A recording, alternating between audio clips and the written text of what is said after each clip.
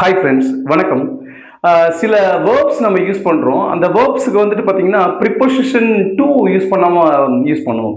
But நம்ம வந்து காமனாக அந்த இடத்துல டூ யூஸ் பண்ணுவோம். அது எந்த மாதிரியான வேர்ப்ஸ் அப்படிங்கிறத பாருங்க. ஃபார் எக்ஸாம்பிள், இப்போ மேக்.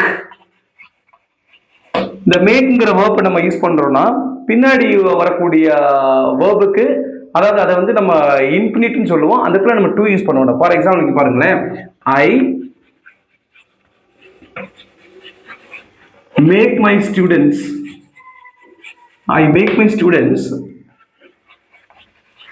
score good marks.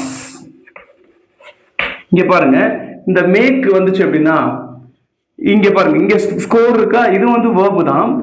இங்க நம்ம ஆக்சுவலா நம்ம என்ன பண்ணிடுவோம் அப்படின்னா இங்க டூ யூஸ் பண்ணிடுவோம். I make my students to score good marks அப்படின்னு சொல்லுவோம் இல்லையா, அப்படி இங்க டூ யூஸ் பண்ணக்கூடாது இந்த வேர்ப் வந்துச்சு அப்படின்னா. அதே மாதிரி இன்னொரு வேர்ப் நான் சொல்றேன், அது என்னன்னா ஹெல்ப். இங்க பாருங்க, I help my students score good marks, அவ்வளவுதான்.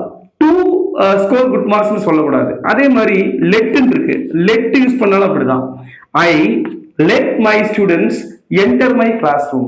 ஐ let my students to enter my class ரூம்னு அங்க டூ போட தேவையில்லை. Okay, thank you so much. இந்த வீடியோ பிடிச்சிருந்தா லைக் பண்ணுங்க, ஷேர் பண்ணுங்க, மறக்காம சப்ஸ்கிரைப் பண்ணுங்க. நன்றி.